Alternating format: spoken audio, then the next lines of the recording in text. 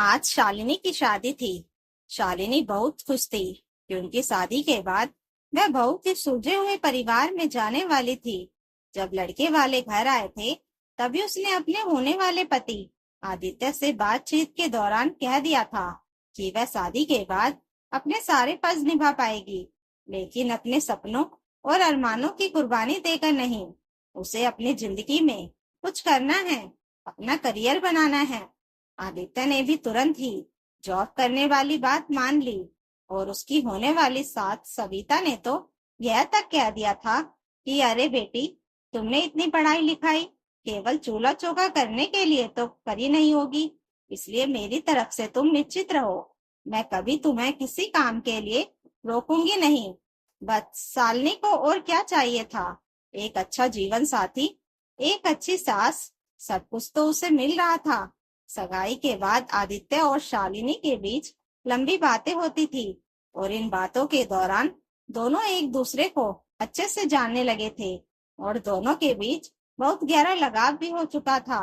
शालिनी के ससुर जी इस दुनिया में नहीं थे। सविता का छोटा बेटा करण पढ़ाई कर रहा था। वैसे तो देखने में छोटा सा सुखी परिवार लग रहा था, लेकिन लोगों का असली व्यवहार तो साथ रहने पर ही पता चलता है। फिर भी शालिनी को इस बात की जरा भी भनक नहीं थी कि ससुराल जाने के बाद उसके लिए माहौल बिल्कुल बदलने वाला है। बहुत ही धूमधाम से शालिनी और आदित्य की शादी हो गई। अपनी आंखों में नई जिंदगी के हजारों सपने सजाए हुए शालिनी ने अपने नए घर में प्रवेश किया। बस उसी पल से उसकी सास का व्यवहार उसके लिए बदल गया। शादी से पहले तो वह बहुत मीठी मीठी बातें करती थी, उसे बेटी बेटी कहकर संबोधित करती थी, लेकिन अब वह इस घर की बहू आ चुकी थी और उसके साथ व्यवहार उसी हिसाब से होने लगा। शुरुआत में तो शालिनी को लगा कि घर में इतने सारे मेहमान हैं, इसलिए सास उससे ज्यादा घुल मिलकर बातें नहीं कर पा रही है। लेकिन शालिनी अपने दिल में उनकी एक अच्छी ममतामयी माँ वाली छवि लेकर आई थी, इसलिए वह हमेशा उनके साथ बहुत प्यार से बात करने की कोशिश करती रही। खैर, धीरे धीरे वक्त बीता। शुरुआत में शालिनी ने ज्यादा ध्यान नहीं दिया, लेकिन बाद में उसे समझ में आने लगा कि सविता हर वक्त उस पर हुक्म चलाने की कोशिश करती रहती है।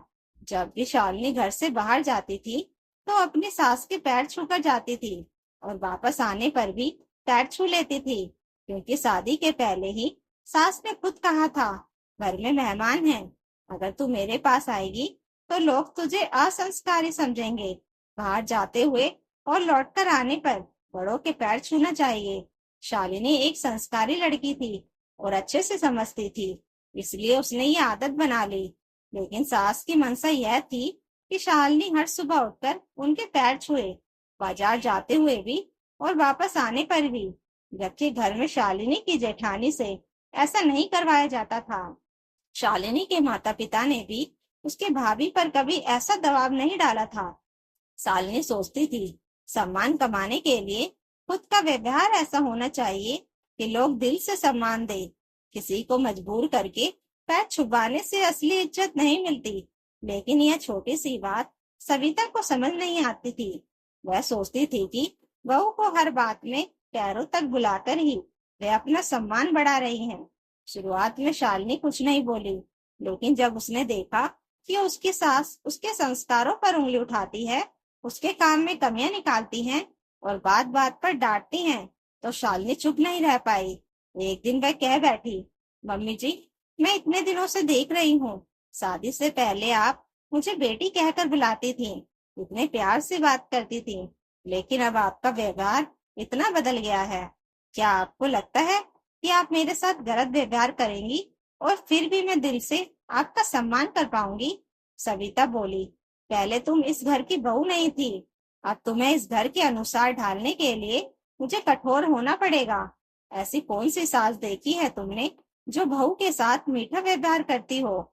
शालिनी ने शांत स्वर में कहा, हाँ, मैंने ऐसी सास देखी है, मेरी माँ। उन्होंने कभी अपनी बहू को गलत नहीं कहा और मैंने आपके बारे में भी यही सोचा था कि आप शादी के बाद मेरे साथ प्यार से रहेंगी। सविता गुस्से में बोली, मेरी तुलना अपनी माँ से मत करना, तुम्हारी भाभी एक परफेक्ट बहू है, इसलिए तुम्हारी माँ उसे कुछ नहीं कहती। लेकिन मुझे तुम जैसी अनाड़ी बहू मिली है, तो मुझे ही तुम्हें सिखाना पड़ेगा। शालिनी की आंखों में आंसू आ गए, लेकिन उसने अपने आप को संभालते हुए कहा, मम्मी जी, मैं मानती हूँ कि मुझे बहुत सारे काम नहीं आते, लेकिन क्या आप मुझे प्यार से नहीं सिखा सकती? सविता बोली, मैंने अगर तुम्हें शुरू से ही छूट दे दी तो तुम सिर तो चढ़ जाओगी। यह सुनकर शालिनी पूरे दिन रोती रही। उसका मन टूट गया। शाम को तबीयत भी खराब हो गई। उसे तेज बुखार हो गया। बुखार में भी उससे काम करवाया गया। शालिनी गुस्से में काम करती रही, लेकिन हालत बिगड़ गई। आदित्य घर आया तो उसने शालिनी को तपते हुए देखा और डॉक्टर के पास ले गया।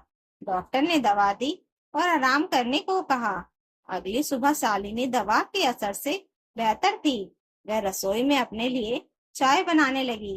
तभी उसका ध्यान कहीं और था और वह अपनी सास के पैर छूना भूल गई। सविता गुस्से में बोली, बहू, यह कैसे संस्कार है तुम्हारे? आज तुमने मेरे पैर क्यों नहीं छुए? शालिनी का धैर्य टूट गया।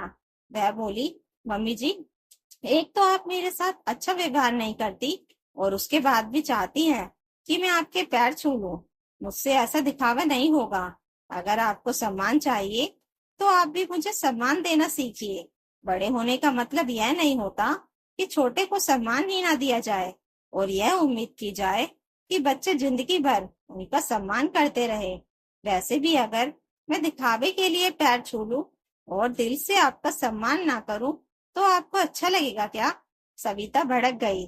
तेरे माता पिता ने तुझे यही संस्कार दिए हैं क्या कि तू अपनी सास के साथ जुबान लड़ाए? शालिनी ने शांति से कहा, मेरे माता पिता ने मुझे बहुत अच्छे संस्कार दिए हैं, तभी तो मैं इतने दिनों तक चुप रही, आपके रूखे व्यवहार को भी बर्दाश्त करती रही। मैंने सोचा था कि धीरे धीरे मैं अपने मधुर व्यवहार से आपका दिल जीत लूंगी, लेकिन अब मुझे लग रहा है कि मुझे आपसे साफ बात करनी चाहिए। अगर मेरे संस्कारों में कमी होती तो मैं आदित्य से आपकी शिकायत कर देती और घर में झगड़ा करवा देती, लेकिन मैंने आपसे ही बात की है क्योंकि इसका समाधान भी आपके पास है।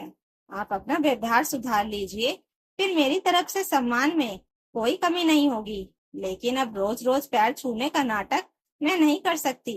वैसे भी अब मैं भी इस परिवार की सदस्य हूँ, तो रोज रोज पैर छूने की क्या जरूरत है? हाँ, अगर मैं लंबे समय के लिए कहीं बाहर जाऊं और लौट कर आऊं तो जरूर आपके पैर छूंगी, मगर रोज दिखावे की क्या जरूरत है? और एक बात, मैंने आदित्य से पूछा था कि क्या आप रोज अपनी सास के पैर छूती थी, तो उन्होंने कहा कि ऐसा कुछ नहीं था। माँ रोज दादी के पैर नहीं छूती थी, तो फिर मुझसे क्यों उम्मीद की जाती है? सविता चुप हो गई। उसके पास शब्द नहीं थे। शालिनी बोली, मैं सम्मान करना जानती हूँ। मेरी तरफ से आपके लिए कोई कमी नहीं होगी। बस चाहती हूँ कि इस घर में सबको बराबरी का सम्मान मिले, छोटे हो या बड़े, सबको प्यार और इज्जत चाहिए। यह कहकर शालिनी ने चाय कप में डाली और अपने कमरे में चली गई। सविता को आत्मग्लानि हुई। उसे याद आया कि वह जब नई नई बहू बनकर आई थी तो उसने भी यही सोचा था कि जिंदगी खुशियों से भरी होगी, लेकिन सास बनने के बाद उसने अपनी बहू पर ही कठोरता शुरू कर दी थी। उसने महसूस किया कि उसका ज्यादातर समय इसी में निकल जाता है कि बहू से क्या कहलवाना है और बहू को कैसे डांटना है। धीरे धीरे विचारों में बदलाव आया। उसे साफ दिखने लगा कि वह गलत थी। अगली सुबह जब शालिनी नाश्ता बनाने के लिए रसोई में आई तो देखा कि सविता पहले से ही वहां मौजूद थी और सब्जियां काट रही थी। शालिनी को देखते ही बोली, तुम ठीक कह रही थी। सम्मान पाने के लिए सम्मान देना भी जरूरी है और व्यवहार संतुलित रखना चाहिए, लेकिन मैं गलत कर रही थी।